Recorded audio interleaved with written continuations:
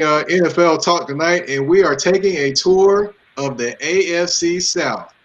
And I am not doing this by myself tonight. I have a very, very special guest. She is the producer of Around the Rim podcast. She wrote for The Undefeated, ESPNW, New York Times, and is also a member of the National Association of Black Journalists, just like me. She is Tarika Foster Bradley.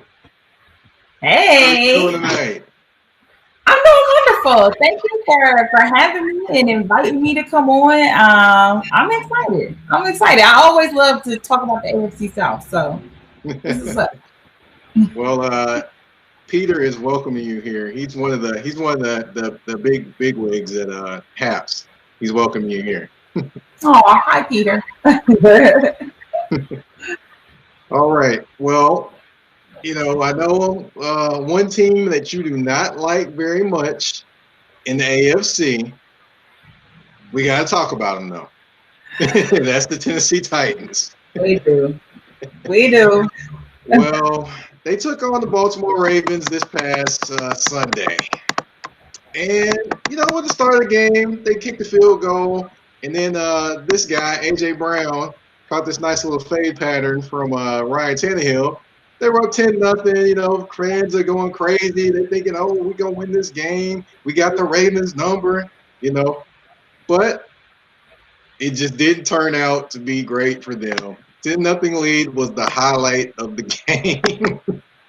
That was it. Yeah, Lamar Jackson. This play alone right here. I think this play alone took their soul right here. What do you think? You see, this is where a lot of teams really get in trouble, and that's giving Lamar Jackson the ability to use his feet. And that's just the one thing that you can't contain from Lamar. Like, you're not going to be able to stop him once he gets outside the pocket and he's able to move. And I think the first time during the regular season when the Titans, faced the Ravens, I don't think he really exploited that. Like, I don't think he exploited that in the way that he could have, because, let's face it, the defense is not anywhere to be concerned by the time he starts to run. And I think in this game, he exploited that. He realized that, and he did what he does best. Yeah, he definitely did. And he seemed more confident in this game. And that's the biggest thing to me. He didn't seem confident in the first game. And now this game, he seemed confident. And I'm pretty sure Titans fans are tired of seeing this over and over again. So I'll take it down for them. But as far as the Titans, they go on to lose at home, which, the playoffs, no home team has won in the playoffs between the Titans and the Ravens. And of course, everybody's talking about the stomp on the field and all those type of things. But I think the Titans earned that because they stomped all over their field. So y'all just petty. That's really what that is. Y'all all just petty. That's really what that is. But yeah, I thought it was funny.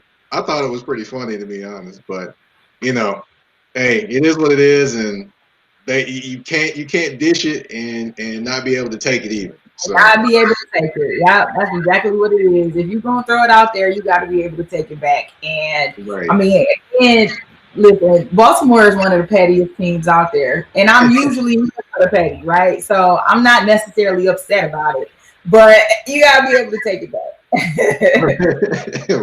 Right.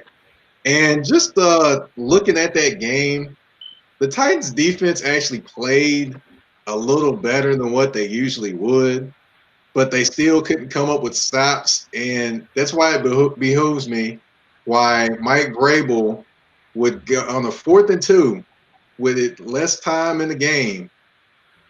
He would punt the football to have his defense try to stop the Baltimore Ravens offense. I just didn't get it. I didn't get it, didn't understand it. And it just goes along with all the worst things that happened for that defense this year, led by that man on the screen.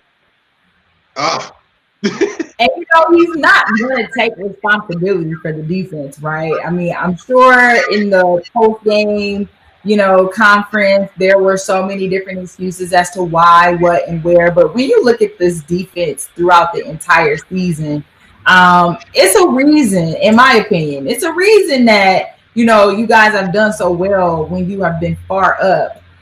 Because this is not a team that's going to stop much. I'm kind of upset the way that we played against you all because, to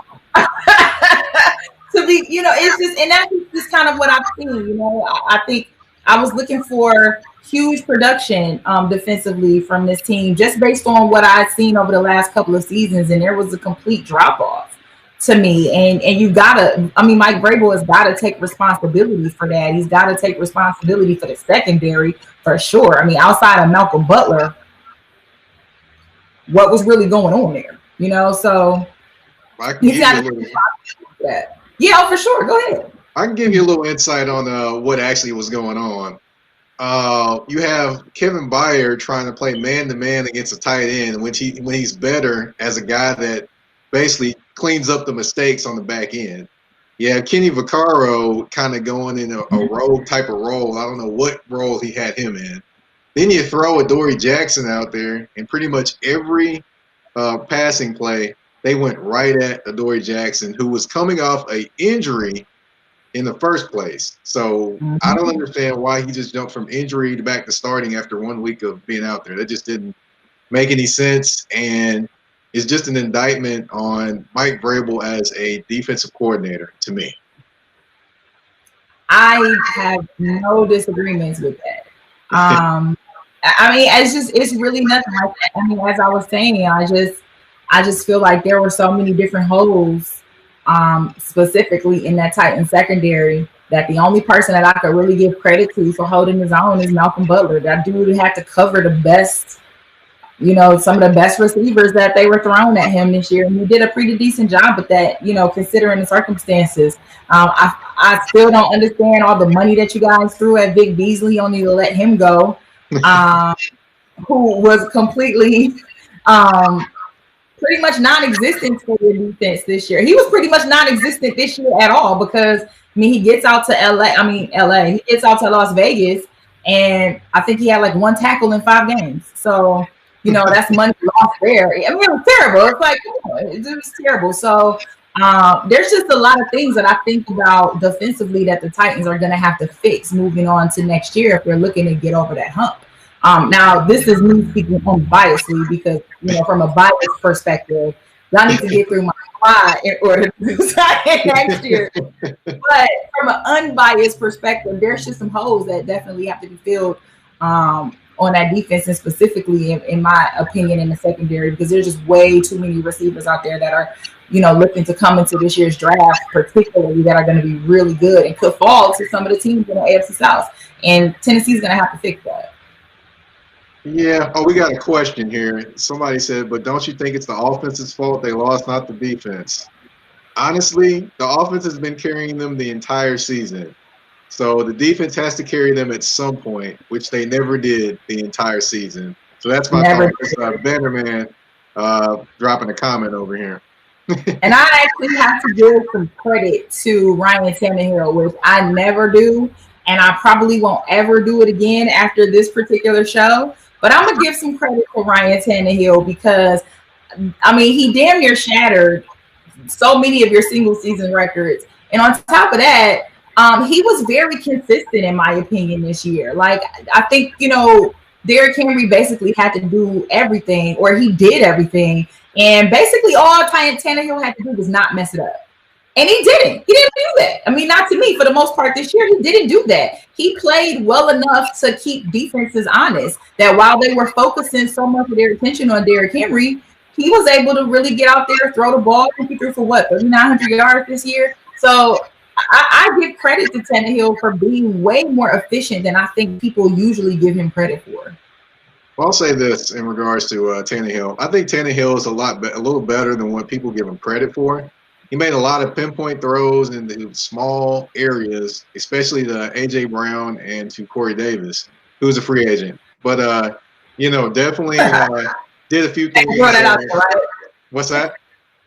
You had to throw that he was a free agent out there, right?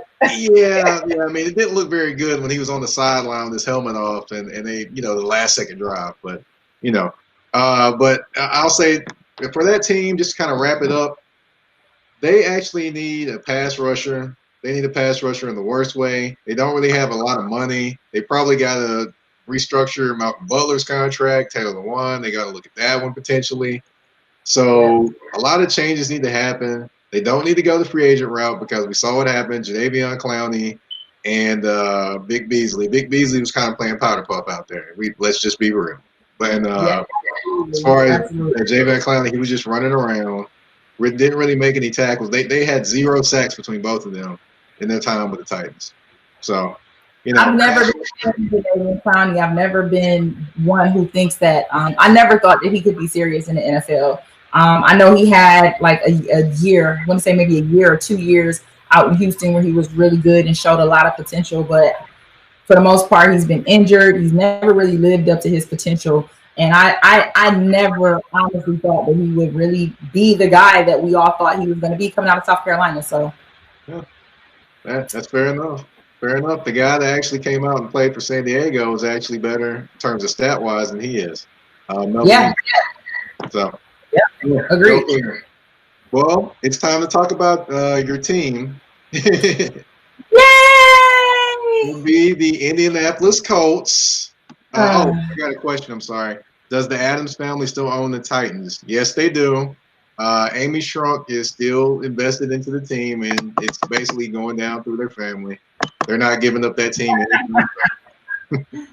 Not getting rid of that. What's that? And I said he's not getting rid of that. Nah, not anytime soon. All right, we're gonna talk about these Colts. They went to Buffalo to take on the Buffalo Bills. And first starting the game, you had it was pretty close, and then this man was doing anything and everything he wanted out there, which is Stephon Diggs. This one right here, I think the defensive back caught the vapors on that one. I mean, okay, I knew we were going to struggle, and for those who don't really know me, yes, I say we like I'm on the team, so I knew that the secondary was going to struggle because we were playing the game without Rock Yassin, who I think is one of the best guys that we got out there to handle those kinds of receivers. So I knew that there was going to be some issues with containing Stephon, but for the most part, quite honestly, I think it was just a battle of how well or how good Josh Allen really is, because for the first time, Josh Allen was really getting pressured. I know that Bills offensive line had some struggles previously, and they definitely improved. But this was the first time this season that Josh Allen was really seeing guys that could potentially, or ain't potentially, they did, like put him on his back. And so it was a testament of how quickly are you going to get the ball out? You know what I mean? How quickly are you going to be able to find receivers out there? Because DeForest Buckner is coming for you. Justin Houston is coming for you. Darius Leonard, who you met, is coming for you. So it's definitely a testament to how good he was. But yeah, Stephon Diggs, he had some decent plays, here and there. But this game really hurt and crushed me, just because there were so many missed opportunities on the Indianapolis side of the ball. And I know everyone's gonna bring their attention to the going forward on 4th and 4. I know people are going to talk about not taking the field goal, but the way I see the situation, as you and I previously discussed the day of, I see it as, listen, we need a quarterback that's going to be able to make efficient passes when it's necessary, when it's needed. You made this one efficiently. You see this one right here? You made that one efficiently, though. I give him that credit. Absolutely. This is what I mean. Phillip Rivers, God. So for the record, disclaimer, I was never on board with Phillip Rivers being the quarterback for the Colts this year. At the same time, I respect what he does at the quarterback position. So it wasn't like I felt like we were downgrading. Just I didn't think he was going to be the guy that Chris Ballard, who's an excellent GM in my opinion, figured that he was going to be to take us to the promised land. I didn't see it happening. And there were moments in this game where I saw what I felt go into fruition. The dude doesn't move his feet. He's not. That's not what he needs. So that's number one. He overthrows receivers. I don't know why, but he overthrows receivers. And a perfect example of that was the 4th-and-4 play where he completely overthrows Michael Pittman Jr. And so that to me was one of the turning points of the game. I liked that Frank Wright decided to be aggressive on several plays. If he makes that pass, we're not complaining about them taking the 3. We're up 17-7. See the difference? So there's that. I'll say this, while I get the going for it on 4th and 2, things like that, I'm still trying to figure out what he was thinking on that 2-point conversion. I'm still kind of miffed on that one, but there's some Frank Reich stuff to do. So I have at that moment I was thinking, is Frank Reich my coach or is this Doug Peterson? What are we doing right now? So what are we doing out here? Oh, man, it was unnecessary. Like it was just unnecessary. I think I get the logic behind it. If my memory serves me correctly, we would have been down 6 versus being down 8, which would have put us just one possession away from winning or tying. However, you gotta take the sure thing at that point. But I just don't think that there were a lot of good decisions made on all sides. I'm not going to only blame Frank for what happened. We had too many drop passes. I mean, there were certain circumstances where you had Jonathan Taylor midfield wide open and Rivers gets him the ball and he completely drops it. And, those kind of situations are the difference. I mean, that's basic football, and those types of things are the difference. And, moving the chains and setting it up for your defense to have to come back out there and make stops, which commend the defense for doing. They were able to, the special teams, they were able to pin the ball deep in the backfield for so many different plays for Buffalo. I mean, again, they're criticizing the Colts and they're criticizing Frank Wright for going for it. But think about it, on that play, Josh Allen had to drive the ball 96 yards in order to get in position to score, and was not going to have an opportunity to extend that drive if we're not for Teray having an offsides unnecessarily penalty with 1 second left on the play clock. And to me, that's the turning point of the game. Him being able to extend that drive is what really was the turning point of the game, because it shifted the momentum for Buffalo. It shifted the momentum. It gave them an additional 10 yards to work with, and that was all that they needed, and they took advantage of it as good teams do. So we just got to work on that, man. Discipline football. Well, speaking of working on things, you have 3 quarterbacks. 2 of them are free agents. That would be Jacoby Brissett and Phillip Rivers. And you have Jacob Eason there, too. Who?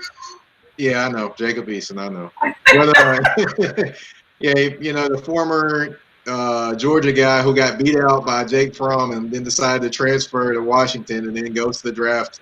And I don't know who told him to go to the draft. But anyway, that's another story. But what do you think they do as far as the decision at the quarterback position for next season? Well, what I think they should do? What I think they do and what they should do are 2 different things. What I think they do is I think they're going to wait for Phillip Rivers. Chris Ballard has already said that he wants to go with Phillip Rivers next year at quarterback. Frank Wright has already said he wants to give it another go with with Phillip Rivers at quarterback. Phillip Rivers is like, I don't know if I want to play another year. Not 100% that I want to play another year, right? And so in my opinion, if the guy doesn't want to play, I say why force him, right?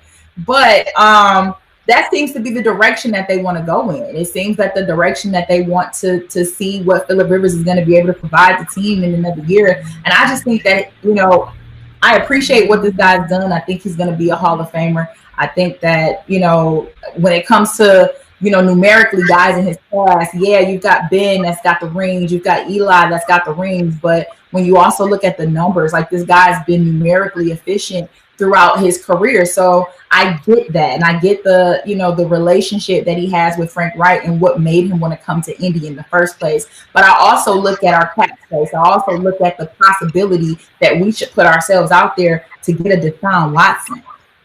Like why, in my mind, why Deshawn Watson is on the table. Forget Phillip Rivers. We need to be tossing dollars out there to Houston so that this guy can play angry to get to see these guys twice a year and really let them know how he feels about them on the field, get us some wins, So that's what I think we should do, but that's not what I think we're going to do. I think they're going to try to wait and see what Rivers decides, and then once he decides whether or not he wants to play, they'll make a decision from there. Gotcha. Well, one question we did have is why didn't they give Jacoby Brissett more of a chance? I wish the same thing. I wish I knew. Honestly, I think that a lot of people kind of forget the process that Jacoby Brissett went through last year. When you think, in 2019, when you think about it, we started the 2019 season with Andrew Luck as our quarterback. This guy, Jacoby Brissett, was literally given 2 weeks before the beginning of the season to figure out how to be a starter. He didn't take first team reps. He didn't practice with the starting first team. But in a 2-week span, this dude had to then become the face of the Indianapolis Colts. And keep in mind, this Colts team, the 2019 Colts team, was like 7-2 mid-November before. Oh, I don't know what happened. Oh, we lost Tarika. She'll be right back, hopefully. But what she was talking about was Jacoby Brissett and his potential of being a starter and the things that he went through, and that that was, to be honest, I thought he should have been the starter going into the 2020 season. I don't think they should have brought in Phillip Rivers at all. That just wasn't the thing that I thought they should have done, and But go ahead. I was just telling them about what you were saying about Jacoby Brissett, and then all of a sudden I looked up and you were gone. But hey, there you go. It's like, hey, connection, loose feed, but I don't know where I was. But what I got you. You were talking about when he had to take over and be the starter with not much time. Right. So basically, he had 2 weeks to prepare for the starting role, and he carried the team to a 7-2 record heading into November. It was upon injury that the team, kind of fell off. Defense kind of fell off. Darius Leonard didn't play. He sat out a few games. And at that point, the season just kind of went amok pretty much. But basically, the point is, I think that he should have at least been given a full offseason. And again, I know the pandemic made this offseason look really different than it would have usually. But I think with the level of production he was able to give us with 2 weeks being able to prepare as our starter, he should have at least been given an opportunity to have a full offseason to work with the team, to take on the leadership role. I think we would have come out in as far as a record-wise, in the same position, if not moving forward in the postseason. And that's not to shame Phillip Rivers or to say Phillip Rivers didn't do decent enough this year, just that I don't think that we would have dropped in production with having Jacoby Brissett be the starter. Okay, so your team, what do you think they need this offseason? Woo! Well, they need an offensive tackle. I know that. We definitely need an offensive tackle now because Anthony Costanzo has just retired after 10 years. So we definitely need to be looking at that. And that's one area that I feel really confident about is that we have had over the last couple of years a very good offensive line. And that was not always the case. I mean, you guys know Andrew Luck used to get beat back there because our offensive line was so tired. So made him retire early. Oh God, it was terrible. So I'm glad that Chris Ballard had been able to make those adjustments. We're not going to be high enough in the draft to pick, one of these top offensive linemen. I think they got a guy out of Oregon right now who's just ridiculous. We're not going to get him. But no, we're not going to get him. I already know that. But I think we definitely need to work on that offensive tackle. We definitely need to work on our secondary. I like Xavier Rhodes back there. I love Rock Yassin, but our guys weren't healthy, and that was a big part. We weren't really healthy enough. I don't think, honestly, that we need receivers. I think we need to develop the ones that we have a lot better, though I am concerned because, T.Y. Hilton is a free agent this year. So he's expressed interest. Wow. Yeah, T.Y.'s on the market this year, and I know there are going to be some people out there that are going to want to entertain him. I know he's expressed that he – See, listen, I'm I'm sick of San Fran already. Every time I think of somebody out there for us, there's a 49ers fan coming out the woodwork talking about he could come to San Fran. San Fran, leave my players alone. Y'all took one of ours. Listen, and a good one too. Thank you. We appreciate you. But those would be my needs. Secure what we need to secure a quarterback, get an offensive tackle. Let's work on the secondary a little bit, and I think we'll be fine. Gotcha. Well, you brought up a name that is buzzing a lot in the NFL right now, and that's Deshawn Watson. Yeah, buddy. 33 touchdowns, 7 interceptions, 112.4 QBR rating.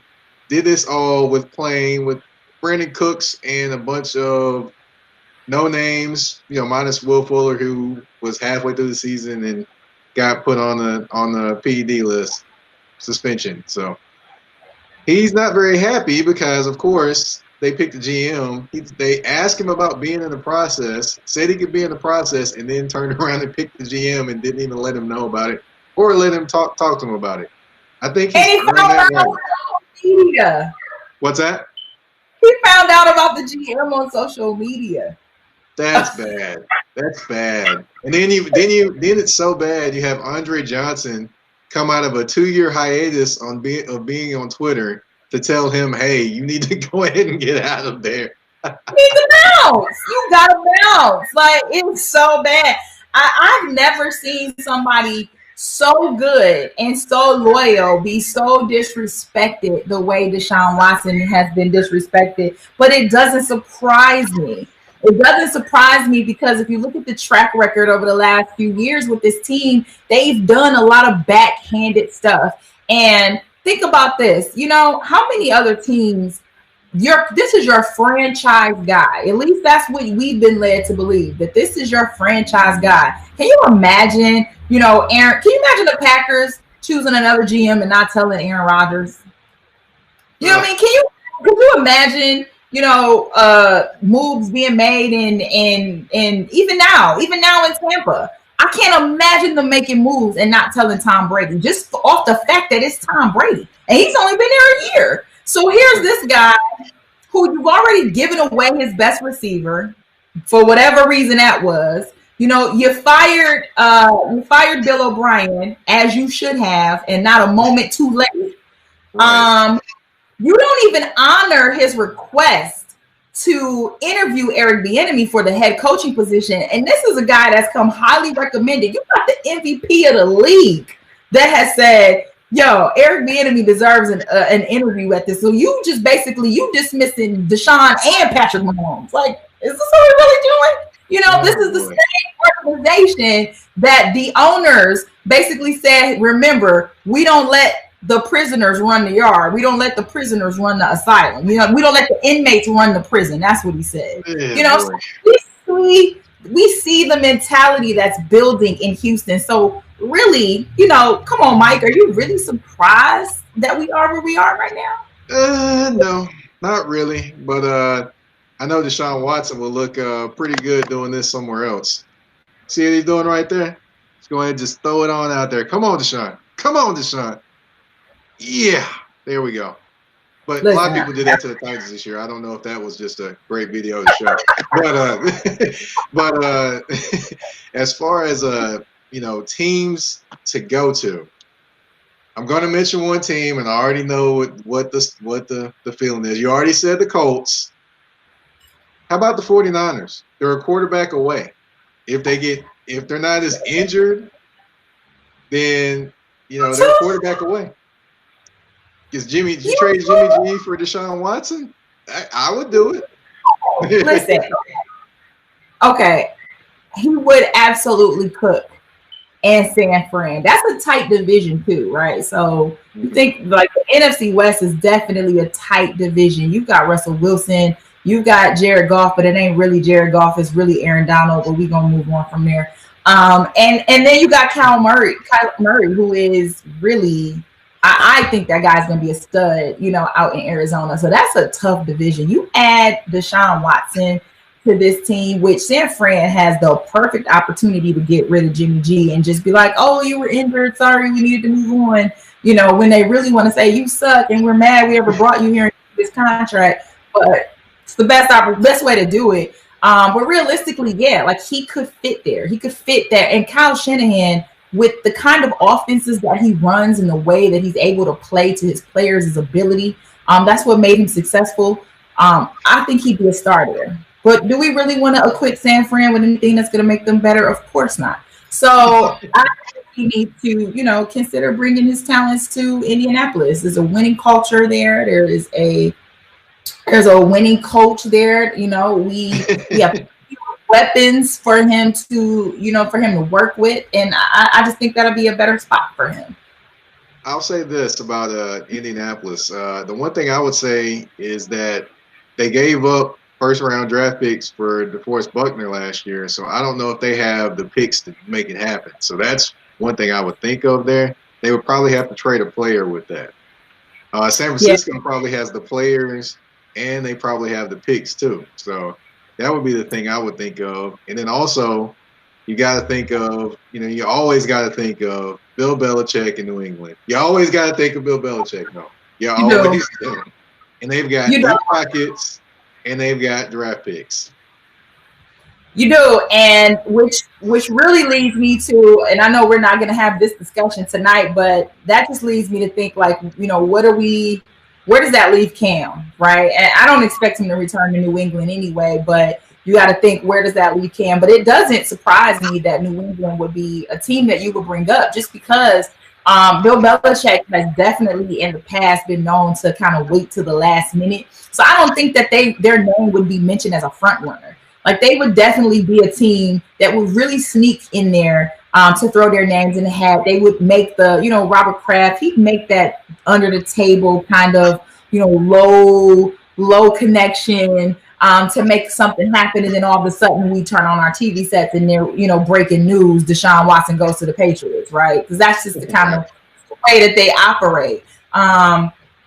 But I don't know. I mean, I don't know if, looking at the way that Cam's style was and how similar that is to Deshaun Watson's style in terms of being a mobile QB, I don't know if that's something that Bill Belichick really wants to incorporate into his offense. He didn't really seem to incorporate that. And again, Cam kind of got his own issues in terms of his health, not really being confident out there to me.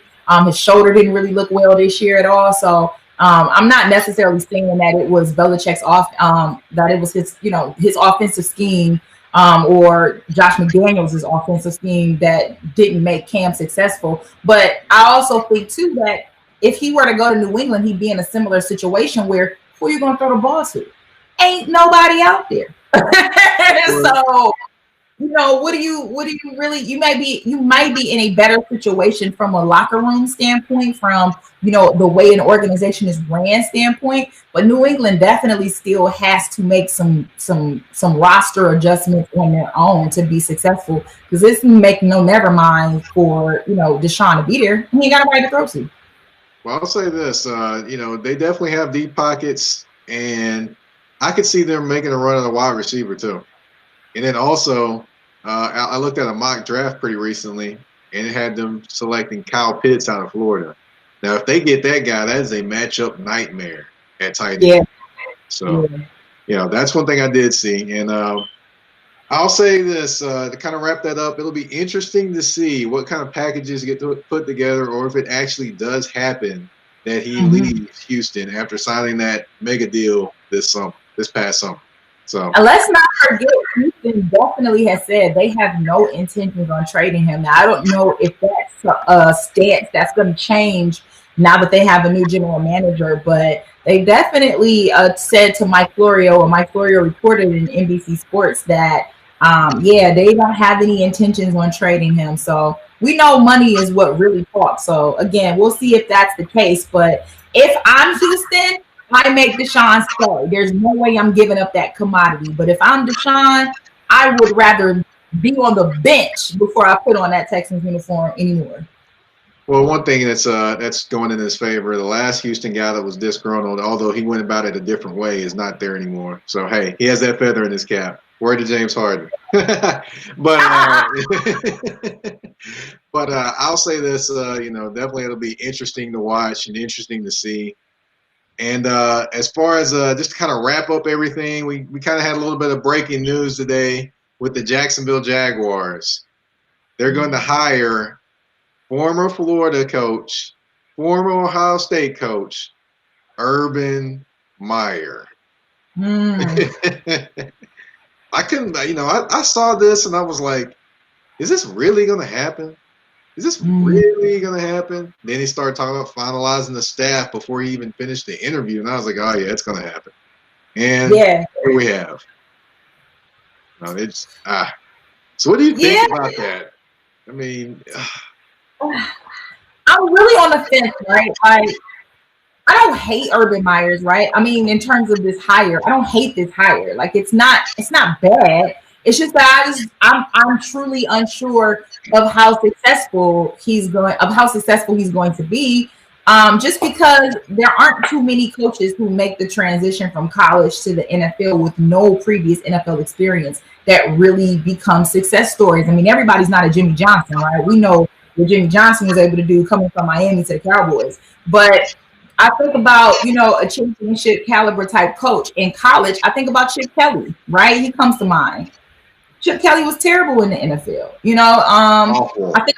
I think horrible. He was horrible. Out in Carolina, you got Mark Rule. Mark Rule was decent. I mean, he didn't have the kind of resume that Urban Meyer has, but he was decent in college.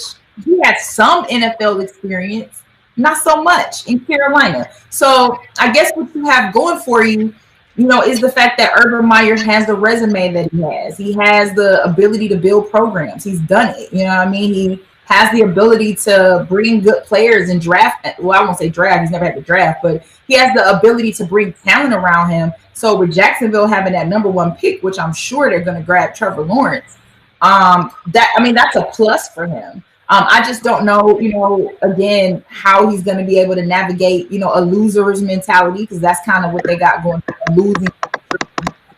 Right. Another thing is his health. I mean, that's the reason why he left Florida, right? That's the reason why he left Ohio State, right? Because he's not healthy. So what makes it different now? What kind of long-term stability are you going to be able to offer Jacksonville, considering that the last two gigs that you had, while successful, your health got in the way? So that's why I'm kind of like, maybe. Yeah, I get you there. The one thing I would say in regards to him leaving Florida, I don't know necessarily if it was all the way his health. Because remember, Tim Tebow left, and he was playing with another quarterback that wasn't Tim Tebow, and they weren't having as much success, and then all of a sudden his health comes up and he leaves. So a lot of Florida fans haven't necessarily forgiven him for that. So it'll be interesting that he's stepping foot back in the state of Florida and, actually coaching a team there. And also, he might not have a smile on his face in that picture right there, but he's smiling because he doesn't have NCAA restrictions anymore.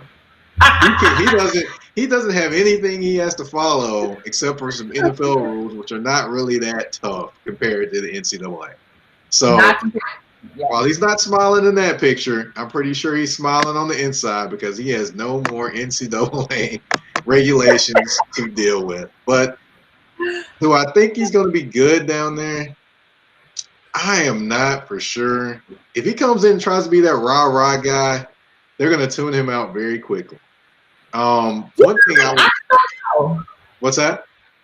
I just don't know. Like, I just think you kind of hit the nail on the head a little bit about, him being a Florida guy. Like, I think as many Gator fans that may not have forgiven him for what for leaving in the fashion that he did is kind of the way that I feel about Nick Saban. Some people forget that Nick Saban used to coach at Michigan State, and then he gets to Alabama, and all of a sudden he's that dude. Like, whatever, right? But sorry, Alabama fans out there. I know y'all just won. Don't be in your feelings. But at the same time, though, I think that being in that Florida environment, because while there may be people who dislike how he left, there's still people who are going to remember he brought us 2 championships. So that might actually work in his favor, being back in Florida. Yeah, it might. That's true. It definitely might, but it's going to be interesting just to see who he brings in on the staff, those type of things. And also, one thing Now, people say you work long hours as a coach in college, but in the NFL, you definitely work long hours as a coach. So, how's that going to do with his health? Because remember, when he went to Ohio State, there was a pledge he made with his wife and his kids about working X amount of hours, spending family time, and those type of things, and making family more important. Is he going to try to do those things in Jacksonville? Is what I have a question about, and what I wonder about. We have no answers, and we're definitely going to have to wait and see on that one. Agree. Yeah, like you said, that was one of the biggest things that he made sure to stress. But I do know, words mean things. As a writer, I pay attention to how people say things, and I think he made it very clear that he had no intentions on returning to college to coach. He never said he wasn't planning on coaching again. So I think that. Right. People to understand that he had no intentions on returning to the NCAA, but would definitely be open to, coaching in the NFL. And we all know this isn't the first time we've heard his name come up. There was conversation about him potentially coaching the Cowboys, which, listen, Urban Myers, you are a smart dude to stay completely away from Arlington, okay? So stay smart dude. You do not want Jerry Jones problems. But I think, again, essentially I'm just saying that this doesn't shock me that, of all the emotions that we saw him have in his exit and farewell speech from Ohio State, he never said he wasn't going to ever coach again, just he wasn't going to coach in the NCAA. So I guess this was inevitable. Right. Well, whatever happens, hopefully he has great health and we don't have to hear about him, having issues down there with health and anything like that. Well, this is we've toured the AFC South. We talked about the Titans. We talked about the Colts. We talked about the Texans, and we've talked about the Jaguars. And time has flown. We've actually been on here about 42 minutes so far. Wow. Yeah. So one thing I want to do as well is I want to also say thank you all that have watched tonight and listened. Some people are probably listening while they're cooking or watching their kids or doing something like that. But thank you all that have tuned in. You can check me out on Twitter at MikePatton82. You can also check out 3-Point Conversion, which I'm wearing the shirt tonight, as some can see. See the 3-Point Conversion. But yeah, shout out to Mr. Controversy and Danny Thompson and all those guys. Which, by the way, Tarika, my boy Danny Thompson, he covers the Charlotte Hornets and pretty much does a bang up job on that. So definitely check this out. Come back. But the floor is yours. The floor is yours now to tell everybody where they can get in contact with you, where they can catch up with your work, where they can watch the podcast, the other podcasts that you did that I don't know if many know about, but they need to know about. All right. Well, first of all, thank you for having me on the show. I really had a lot of fun. I don't really get to talk about the AFC South that much, so any opportunity that I had to jump on it. So thank you for having me. Again, you can find me at SheKnowSports _ on everything: Instagram, Twitter, Facebook. It's SheKnowSports. But yeah, that's where I am. I also have a show on YouTube called T Take 2, looking to relaunch season 2. Starting in March. So just keep, follow me on social and you'll be able to see all of the information of when that is officially going to be ready to drop. I am the producer for the Around the Rim Women's Basketball podcast. So if you're a women's basketball fan, or even if you aren't and you just want to check it out just to see what we're talking about, you can definitely go on wherever you get your podcast and just look for Around the Rim with myself and LaChina Robinson. And it's definitely a lot of fun stuff that we talk about: college, NCAA, that is college, NCAA, WNBA, all of that. So yeah, just keep checking me out. Visit my website as well. I blog on there, so maybe I'll talk about something that you're interested in. It's www.tarikafosterbrasby.com. But other than that, just thanks a lot for giving me the opportunity. I appreciate it. Yeah, well, the pleasure was all mine, one. And secondly, if you haven't watched or listened to Around the Rim podcast, you are definitely missing out. because, they talk about the WNBA, which, I get my Sparks talk sometimes, and, my Candace Parker talk sometimes, and it just warms my heart. So, Yeah. but yeah, you definitely got to check out the Around the Rim podcast, the China Robinson, and you have Tarika Foster Brasby. Thank you again for coming on. Thank you, everybody, for tuning in, and we're out.